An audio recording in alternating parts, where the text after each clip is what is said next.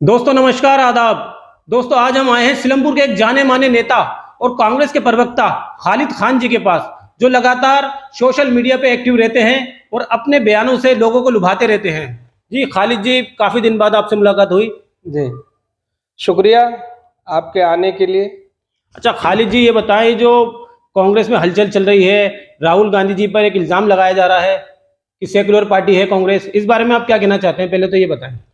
नहीं, कांग्रेस तो secular party है ही है, उसमें कोई दो राय नहीं है। सेकुलरिज्म के नाम पर ही स्थापना हुई है इसकी। 1885 के अंदर में जो इसकी स्थापना हुई, सेकुलरिज्म के नाम पे सभी धर्म सभी वर्ग के लोगों को लेकर के हुई है और आज तक वो सेकुलर ही है।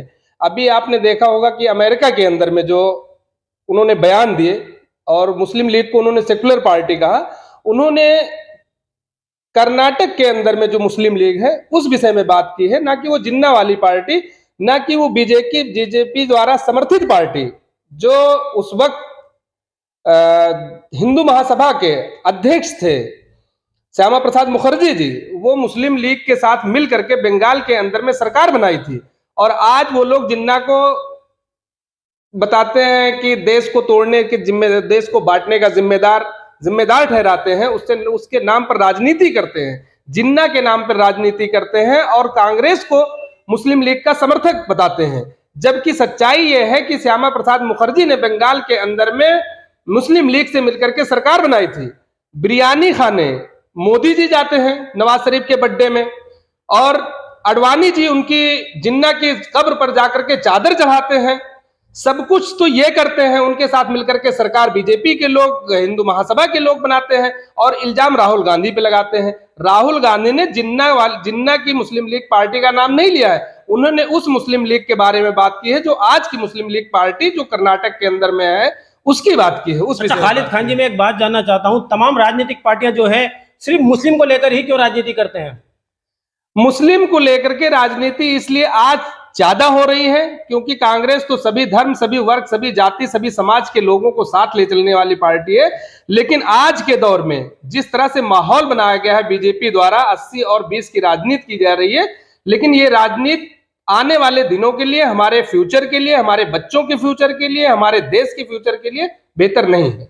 लेकिन अभी कुछ दिन पहले भी देखा गया है कि राहुल गांधी जी जो है अल जवाहर होटल में खाना खाने आए थे, वो भी बिरयानी खाने आए थे। अभी आप बता रहे थे कि मोदी जी बिरयानी खाने पाकिस्तान गए थे, नवाज शरीफ के पास गए थे। नहीं, दुकानों पे बिरयानी खाना वो अलग बात है, लेकिन स्पेशली बर्थडे में जाकर के केक काटना और बिरयानी खाना और फिर पाकिस्तान के नाम पे राजनीति करना, ये दोहरा चरित्र की बात कर रहा हूं। ऐसा भी तो हो सकता है खालिद खान जी की एक तरफ बिरयानी खाने, उनको वहां की बिरयानी पसंद हो मोदी जी को, और राहुल जी को यहाँ की जामा मस्जिद की बिरयानी पसंद हो। बिरयानी किसी को कहीं की पसंद हो वो खाए, लेकिन वो दोहरा चरित्र अपना ना दिखाएं। इस देश को बताएं कि हाँ वो पाकिस्तान प्रेमी लोग हैं, पाकिस्तान के नाम पे राजनीति करते हैं, लेकिन सबसे ज्यादा अगर मुस्लिम लीग या पाकिस्तान को सपोर्ट किया जाता है तो बीजेपी द्वारा किया जाता है। सिर्फ हमें बहकाने और बरगलाने का काम किया जाता है यहाँ भारत के अंदर में। अच्छा खालिद खान जी, अभी उड़ीसा में एक रेल हादसा हुआ है जिसको पूरे देश को नहीं पूरी दुनिया को अफसोस है। हजारों लोग मरे हैं वहां पर, जिसमें दिखाया तो कम जा रहा है। इस बारे में आप क्या कहना चाहेंगे? क्या कारण था और कौन इसका जिम्मेदार है? सबसे पहले तो जो 300 लोग उस शिकार हुए एक्सीडेंट का, उन दिवंगत आत्मा को मैं ईश्वर से प्रार्थना करता हूं कि उन्हें शांति मिले, और ईश्वर से यह भी प्रार्थना करता हूं कि जो उनके परिवार के लोग हैं, जो उनके परिवारजन हैं, उनको ऊपर वाला हिम्मत दे, ताकत दे इस दुख की घड़ी से निपटने के लिए, इस मुसीबत के हालात से लड़ने के लिए। और जो लोग हजारों की तादाद, 1000 के ऊपर लोग घायल हैं, ऊपर वाले से मैं दुआ करता हूं कि वो जल्दी उनको रिलीफ मिले। सवाल इस बात का नहीं है कि कितने लोग जख्मी हुए या कितने लोग मरे, मरना एक भी मरना है, और आज समझ लीजिए कि 300 से ऊपर लोग मरे, इसका मतलब है 200-250 परिवार हमारे बर्बाद हो गए। हमारे जब एक परिवार में एक इंसान मरता है खालिद खान जी, तो उसका पूरा परिवार खत्म हो जाता है। इसलिए मैं आपसे कह रहा हूं, हजारों की तादाद में लोग मरे हैं। जिस परिवार का एक बेटा मरा है, जिस परिवार का एक भाई मरा है, या जिस परिवार का एक बाप मरा है, वो पूरा परिवार खत्म हो गया है। ये क्वेश्चन पत्रकार बाबू आपको बीजेपी के लोगों से करना चाहिए, जो लोग इसके लिए जिम्मेदार हैं। मैं ये कहना चाहूंगा कि अगर ये 9 साल के अंदर में बीजेपी के लोग जो हिंदू मुस्लिम के नाम पर नफरत फैलाने के बजाय अगर ये रेलवे व्यवस्था को ठीक करने का काम किए होते तो आज ये हमारे 300 लोगों की मौतें नहीं होती। अगर ये हिंदू राष्ट्र बनाने के नाम पर युवाओं को बरगलाने और देश को लड़ाने का काम ना करते, बल्कि उन अधिकारियों पर शिकंजा करते जिनकी लापरवाही से आज ये मौतें हुई हैं, आज जो दुर्घटना हुई है, तो शायद ये नहीं होता। मैं आपको बता दूं कि ये बीजेपी के लोग आज 9 सालों से जागते हुए हिंदुओं को जगाने की बात कर रहे हैं। वो सो नहीं रहे हैं, वो जग रहे हैं, उनको जगाने की बात करते हैं। मैं इनसे कहता हूं कि अपने जमीर को जगाने का काम करें, ये सोई हुई सरकार को जगाने का काम करें, ये सोई हुई व्यवस्था को जगाने का काम करें, ना कि ये जागते हुए हिंदुओं को जगाने का। आज हिंदू जाग रहा है, वो सो नहीं रहा है, बल्कि वो रो रहा है। आज बीजेपी को उनके आंसू पोंछने की जरूरत है, आग पर घी डालने की जरूरत नहीं है। लेकिन उड़ीसा में जहां पर ये रेल का हादसा हुआ है, वहां पर आपने देखा होगा भगवतधारी भी पहुंचे थे, जो लोगों की सेवा भी कर रहे थे। इस बारे में आप क्या कहना चाहेंगे? देखो, मौत के बाद सेवा करना या उन्हें 15 लाख 20 लाख का मुआवजा देना ये सोल्यूशन नहीं है। क्वेश्चन ये है कि कुछ लोग ये कह रहे हैं कि सिग्नल फेलियर से हुआ, कुछ लोग कह रहे हैं कि ह्यूमन एरर से हुआ, लेकिन क्वेश्चन ये है कि who is responsible for this accident. Question, I have one question to government, what step they have taken for the safety of the passengers in 9 years। ये जो भी हो रहा है, ये सीधा सीधा इसके लिए रिस्पॉन्सिबिलिटी हमारे प्रधानमंत्री को लेना चाहिए, हमारे रेलवे मिनिस्टर को लेना चाहिए, क्योंकि इन लोगों ने इन 9 सालों में देश की संपत्ति को बेचने का काम किया, रेलवे को भी बेचने का काम किया। लेकिन एक भी काम मोदी जी ये बता दें कि जो पैसेंजर्स की सेफ्टी के लिए इन्होंने किया। Everything is being sold by this government. अच्छा, आम आदमी पार्टी की भी एक पावर दी गई थी, उसको से पावर छीन ली गई है, इस बारे में आप क्या कहना चाहेंगे? मुख्यमंत्री तमाम मुख्यमंत्रियों से मिल रहे हैं दूसरे स्टेट हो गए। देखिए, तानाशाही तो इस सरकार की चल रही है, नो डाउट, लेकिन केजरीवाल जी आज बीजेपी के खिलाफ आवाज उठा रहे हैं। एक वक्त था यही केजरीवाल जी बीजेपी के साथ मिल करके कांग्रेस के खिलाफ षड्यंत्र किया करते थे।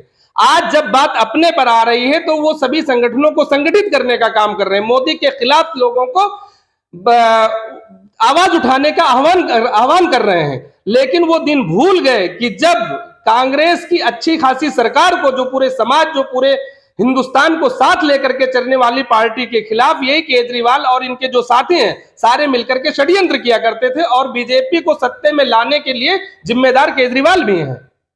अच्छा, एक आजकल बाबा जो हैं सुर्खियों में काफी नजर आ रहे हैं सोशल मीडिया पे भी, और उनके विवादित बयान जो हैं काफी लोगों को परेशान भी कर रहे हैं और काफी लोग उनको पसंद भी कर रहे हैं। इस बारे में आप क्या कहना चाहेंगे? देखिए, फैन फॉलोइंग, हमारा इतना बड़ा देश है, इसमें हर तरह के लोगों की फैन फॉलोइंग होती है, उससे हमें कोई परेशानी नहीं है। लेकिन वो चमत्कार करके भी दिखा रहे हैं। चमत्कार करते हैं वो जाने, उनका काम है। ये तो देश की गरीबी क्यों दूर नहीं कर देते वो? हाँ, ये संतों का काम है उन पे टीका टिप्पणी करना। वो क्या कर सकते हैं क्या नहीं कर सकते, हम लोग इसमें बहुत ज्यादा नहीं जाते हैं। एक चीज भले ही ये देख रहा हूं, जो राजनीतिक है वो हमेशा हिंदू राष्ट्र का मुद्दा उठाते रहते हैं कि हमें इसको हिंदू राष्ट्र बनाना है। मैं बाबा जी से भी पूछना चाहता हूं, और जितने भी बीजेपी के बाबा जी हैं, चाहे वो योगी बाबा हो या मोदी बाबा हो, जितने भी लोग हैं, सब लोग हिंदू राष्ट्र के मुद्दे उठाते रहते हैं। मैं उनसे पूछना चाहता हूं कि ये हिंदू राष्ट्र है क्या? What is the definition of Hindu Rashtra according to BJP people? Hindu Rashtra, आज भी ये राष्ट्र हिंदुओं का राष्ट्र है, मुसलमानों का राष्ट्र है। और जो हिंदू शब्द है, मैं आज थोड़ा सी क्लैरिटी कर दूं कि जो हिंदू शब्द है, जिस हिंदू शब्द पर आज बीजेपी वाले गर्व करते हैं, हिंदू शब्द के नाम पर राजनीति करते हैं, वो हिंदू शब्द जिसे ये आक्रांता कहते हैं, आक्रमणकारी कहते हैं, उन्हीं लोगों के द्वारा दिया हुआ ये नाम है। संस्कृत में एक शब्द है सिंधु, और उसी सिंधु का बिगड़ा हुआ नाम हिंदू है। क्योंकि जब अरब के लोग, तुर्क के लोग यहां आते थे, फारसी में सा का उच्चारण हा होता है, वो सिंधु नदी को हिंदू नदी कहा करते थे, और सिंधु नदी के आसपास बसने वाले लोगों को वो हिंदू कहा करते थे। तो जो भी यहाँ पे लोग थे वो हिंदू कहलाए, और जो वो क्षेत्र था सिंधु नदी का, वही हिंदुस्तान कहलाया, उसी क्षेत्र को। तो पहली चीज तो इन्हें बता दें कि हिंदू कोई वर्ड नहीं है। हिंदू ना किसी समाज का नाम है, ना पंथ का नाम है, ना मजहब का नाम है, ना धर्म का नाम है।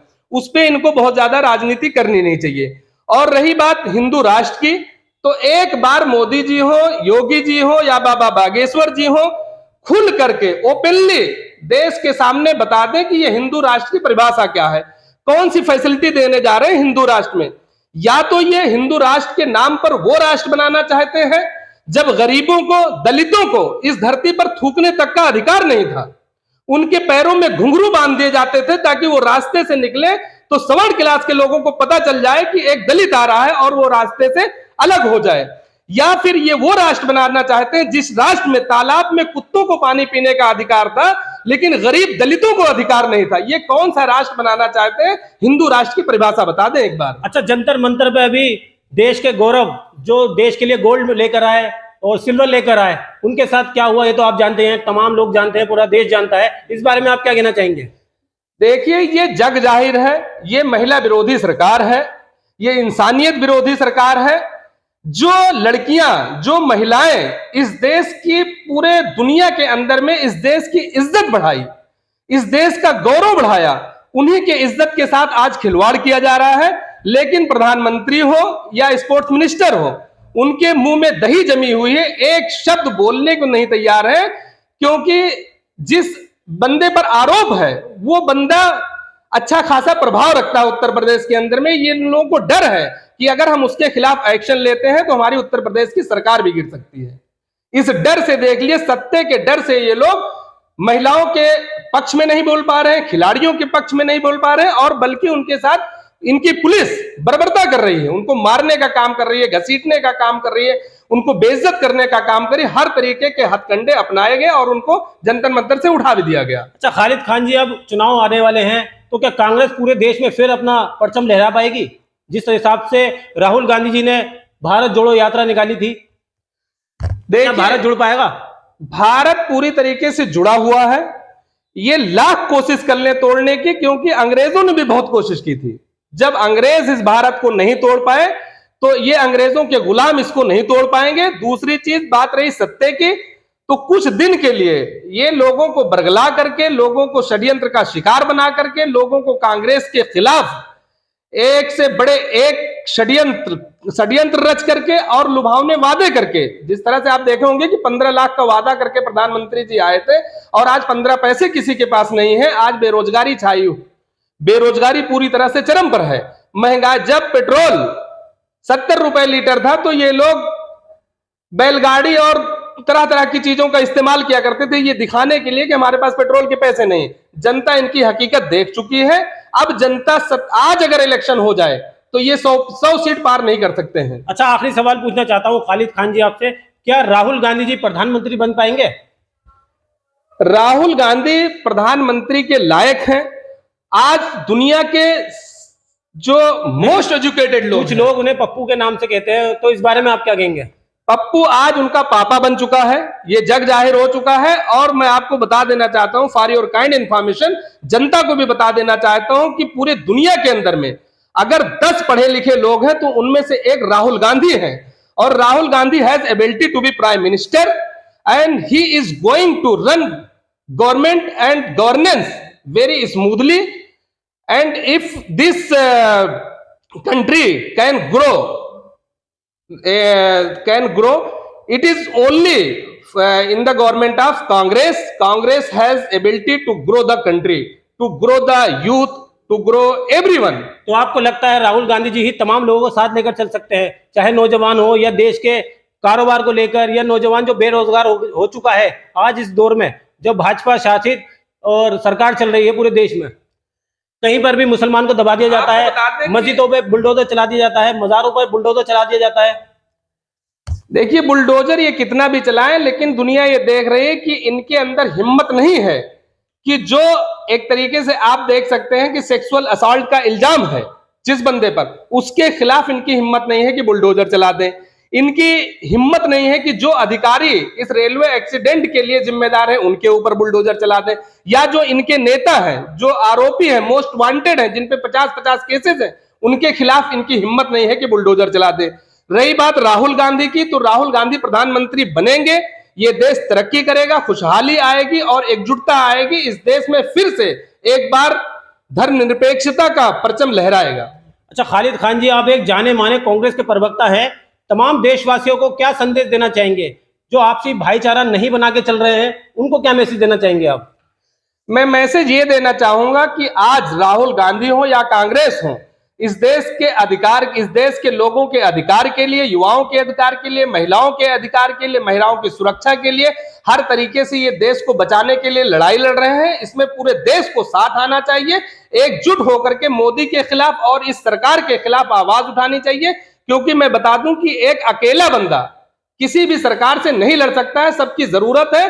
अगर आज देश के लोग राहुल गांधी को लड़ते हुए देखकर तमाशाई बने रहेंगे तो कल ये लोग पछताएंगे। क्योंकि अगर पहली लड़ाई जो सिराजुद्दौला ने अंग्रेजों के खिलाफ बंगाल के अंदर में लड़ी थी, अगर पूरा देश और यहाँ का राजा रड़वाड़ा उनका साथ दिया होता तो हमारा देश गुलाम नहीं हुआ होता। आज भी हम गुलामी के कगार पर हैं और अगर हम लोग तमाशाई बने, इसके षड्यंत्र का शिकार होते रहे तो देख लीजिएगा ये देश फिर से गुलाम हो जाएगा, इन व्यापारियों और पूंजीपतियों के हाथों गुलाम हो जाएगा। चलिए, बहुत बहुत शुक्रिया आपका खालिद खान जी।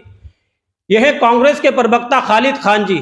आज इनसे कुछ नेशनल मुद्दों पर हमने बात की और इनसे मुद्दों से हमने भटकने की कोशिश भी देखी थोड़ी सी, कि खालिद खान जी उन मुद्दों से भटक रहे थे। क्योंकि जब मैंने इनसे पूछा क्या राहुल गांधी जी प्रधानमंत्री बनेंगे, तो आपने देखा ही होगा उन्होंने क्या जवाब दिया। तो आप लगातार देखते रहिए हमारा सामाजिक और राजनीतिक चैनल हिंद की आवाज NCF चैनल को सब्सक्राइब कर लीजिए।